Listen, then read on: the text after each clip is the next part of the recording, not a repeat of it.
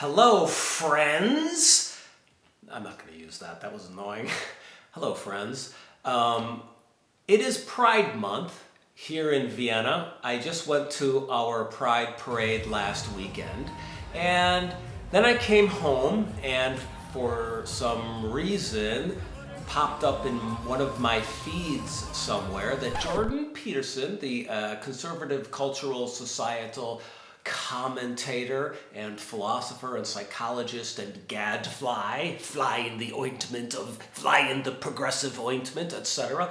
This gentleman had made a comment about pride. And basically his premise was, I'm sick of gay pride. I'm sick of having other people's sexuality thrown in my face. He says, look, I know that what we have is a community of people who have traditionally been persecuted, and the parade is an attempt to destigmatize their lifestyles, and an attempt to say, hey, we're here, we're queer, we're not going anywhere, and we're not ashamed of ourselves. So Jordan Peterson, in this article, which I have here, which I was actually going to read from, but I think I'm actually summarizing it relatively close to what he was saying, he's sort of acknowledging that the way pride is used is an attempt to say no shame. And he says, fair enough, but he says it in that tone of voice, well, fair enough, but pride is also a cardinal sin. And so Jordan Peterson goes on to make the claim, hey, I forget who he's talking about. Is it Hannah Arendt? G.K. Chesterton. So G.K. Chesterton says, a lot of times we have a fence up somewhere in the wilderness. And an idiot might say, let's jump over this fence. But G.K. Chesterton's point is, well, there might be something dangerous on the other side of that fence. Jordan Peterson is making the claim like, as he often does, it seems to me, hey, we're knocking down a lot of traditional boundaries, walls, barriers, and definitions in our society, and that can be dangerous. There are wolves on the other side of these walls.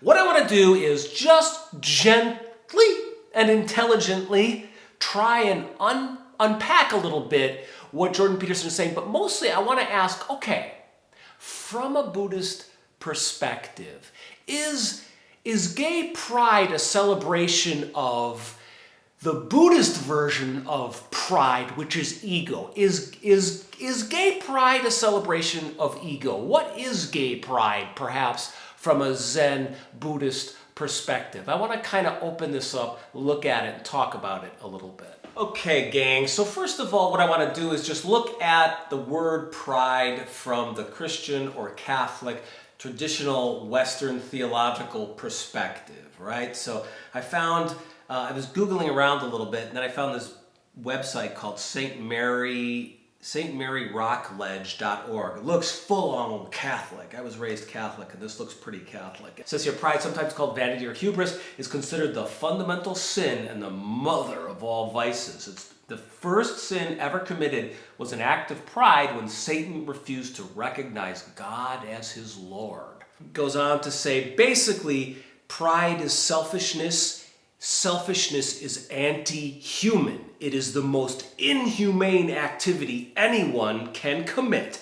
This selfish pride feeds all other sins. We are greedy, lustful, gluttonous, lazy, wrathful, and envious because we are selfishness. Pride and selfishness blinds us to reality and turns our gaze inward at the cost of the world's goodness and the dignity of other human beings. If we want to grow in holiness, we must start with uprooting pride.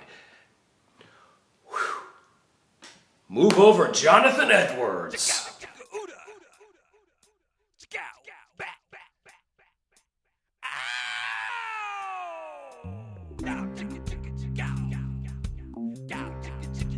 Now let's talk about ego, which, as I've said, is the Zen Buddhist version of pride. Now, I asked my mentor once, I said, is there any sin in Zen Buddhism? He said there's one sin: selfishness. Now, my teacher used to say, you American students, you stand unconditionally on the I am self. And what he meant was you have this little plot of ground called me, my, I, myself, and you take it for granted. You never truly question it, and all of your activities come from it. So you're standing on ego, and he would laugh. He wouldn't condemn us. He wouldn't say you're in line with Lucifer. He wouldn't say you're carrying water for Satan. He would just say, he would laugh, and he would say, this is ignorance. You have not seen through the self. When you truly see the self for what it is, you come to understand that it's ephemeral. Eventually, what we will discover, if our introspection or our interrogation or our zazen, meditation, or our Zen practice, contemplation, etc., if it's complete and real, you might have a breakthrough. And in that breakthrough, you might see that the self arises as a byproduct of relationships between many different things that are essentially one thing. So my teacher would simplify it and say, you have an inside and there you have an outside. And when the two meet, the self arises. Here's how I found it to be helpful. Oftentimes I get stuck in my head. I get pulled down by emotions, by sadness, by fears, and then my brain gets working. Like, it's like a system, right? Like the emotions and the fears and the feelings have a lighter and a Zippo, and they light it and they hold the Zippo flame up to my brain.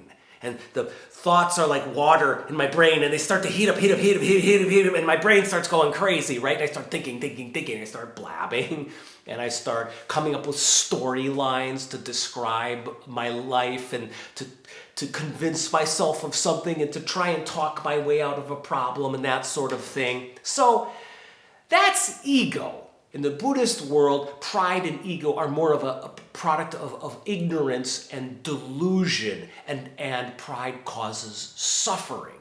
Ego causes suffering. And it's a fundamental metaphysical teaching in Buddhism and in Zen, and I found it to be so helpful. Always I can return to a course of action from this teaching and from my insights around this teaching. And the course of action is, don't pay attention to the storylines running in your head. Note them, see them. Oh, there it is. Become awake, aware of your inner workings. And then put your energy into relationship, a clean and clear relationship with your surroundings, relationship of some kind. If you're taking a bath, it's the water around you. Clean yourself. If you're walking down the street, it's the pavement under your feet. If you're sitting there writing an email, it's to the person you're writing the email to and what you wish to actually communicate, right? So the teachings around ego in Zen Buddhism connect me, and I suffer from a weak connection to the world around me. I have a blazing red demon inside me that wants to separate me from my surroundings, isolate me, and make me feel alone and crazy in an infinite echo chamber of self. And hallelujah for Zen Buddhism. Just you can drop that mind and connect or make relationship. So, from the Zen Buddhist perspective then, is gay pride a celebration of ego?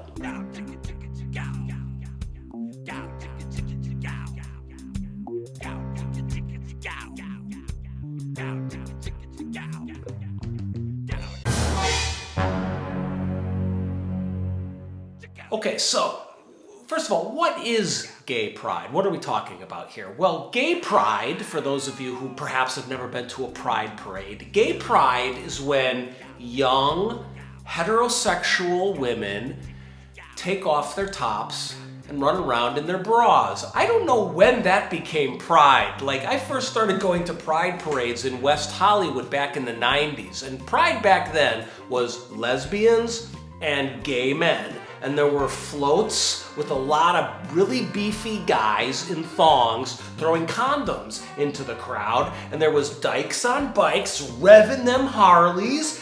That was pride. Somehow, I blinked, I became half a century old, and pride has become basically a majority of young heterosexual kids, like, without a lot of clothing on, usually the women. Like, pride is like what Halloween has become, right? Remember when Halloween was where it was like a festival where you would put on a mask and transform your appearance and like do something like Jungian and interesting, shamanic, and then suddenly it became, if you're a dude and you've got a great upper body, obviously you're gonna go as Hercules. So Halloween just because it becomes an excuse to take off your shirt and show off your pecs, right? And if you were a woman, you're gonna be like hot witch, or if you're a woman with a conventionally attractive body that you wish to show off, for Halloween you become hot nurse, or hot nun, or hot mom, or hot whatever the pop culture person is at the moment, right?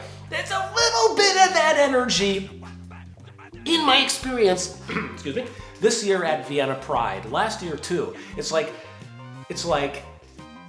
bacchanalia for straight people. Like a ton of just women walking around in just bras, just walking down the street, and there's a woman coming at me totally topless. There's like 5 women in her group with a short skirt and like painted face with rainbow colors, and then pure breastage, right? So anyways, that's gay pride, sort of, in a nutshell, in Vienna. But no, gay pride is a here's how my friend put it. My friend is gay, right? And we were talking back and forth a little bit about what pride is. And I was nudging him a little bit, and I was saying, look, every float today that drove by was a flipping corporation. Like, anytime the world of global corporations support something, my spidey sense starts tingling. I mean,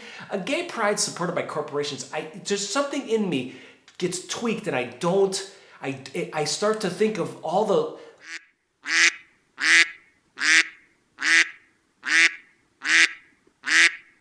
again, when I see something like pride being almost exclusively financed by corporations, I get suspicious. So I was telling this to my friend, and I was saying, don't you think that, like, I'm looking around, I'm seeing all these young straight people, it's just like a party for straight people, you know? Or a bacchanalia. And my friend said, no. He said, what it is it is a group of people coming together to say, what happens between consenting adults behind closed doors is their business.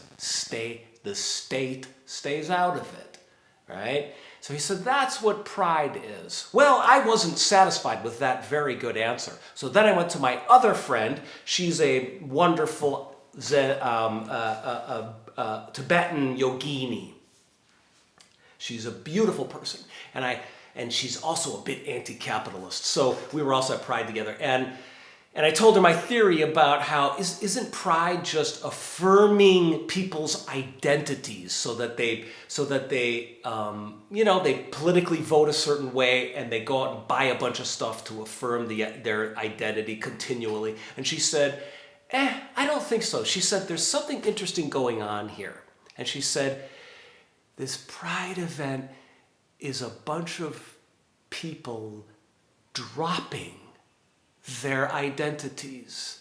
She said, actually, normally, day after day after day, conventional reality affirms our identities, affirms our sense of self, and affirms our egos and tells us, you are this. But this event is a bacchanalia. It's like a Dionysian appreciation of the fluid. It's a celebration of the fluid. It's a celebration of shape-shifting. A lot of people who are conservative, they put on wild makeup, they tear off their clothes, and they run around and they party with people that they wouldn't normally see in their mundane lives or average, ordinary lives. So it's an example of when people can come together and drop their identities and drop their egos. So depending on how you want to look at pride or how you're manifesting at a pride parade, it could be, I think, a reinforcement of ego or a reinforcement of identity, right? This is who I am. I believe that, gender or is this way, or human sexuality is this way. And my idea is fixed and solid. Like, I could see how a pride parade would obviously reinforce that idea. I could also see how you go to a pride parade and it's an experience of dropping your ego and dropping all your various associations that you have for yourself. So it's up in the air as to whether, from the Buddhist Zen perspective, as to whether or not pride is a reinforcement of or a celebration of ego. Like all things in Zen, it comes down to you and how you're manifesting and what your intention is and how mindful you are of your behavior and where that behavior is coming from. Okay, it's time to kind of try and maybe sort of weave some of these threads together. Please stay with me. Here's my question in closing for the Jordan Petersons of the world. And it's a question that I ask myself because I have a conservative and a liberal progressive inside of me. Totally. And they're always fighting and kissing, okay? And that's just who I am. and it makes me able to practice what the progressive left, the wokeaholics, call both sides-ism. Well, yes, that's what Buddhism is.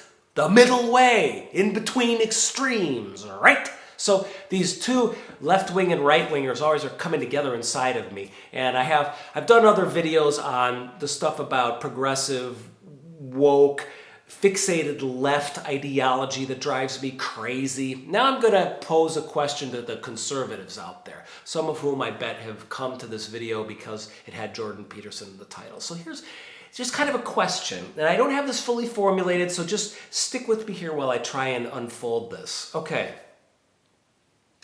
It seems to me a lot of times in traditional religious institutions and groups, there is an emphasis on the past, okay? There's a really nurturing, careful taking care of traditions and rituals and teachings and ideas that have been passed down and passed forward through multiple generations, time-tested.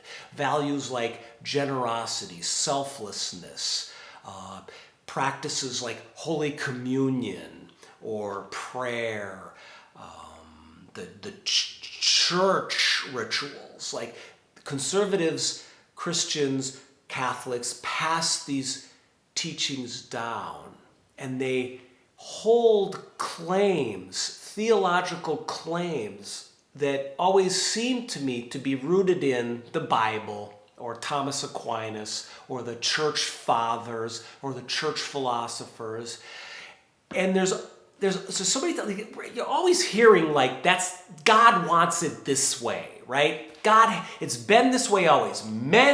Boys is boys and goyles is goyles, right? There's just men behave this way trad wives behave this way, right? The women, they got these bodies, and they can grow babies, and they need to be taken care of, and guys is big and muscular, and they can go out and they can earn a living, and when you, kind of like G.K. Chesterton and Jordan Peterson were saying, these are the fences, right? There are fences between the genders, right? There are fences between things, and we shouldn't touch the fences.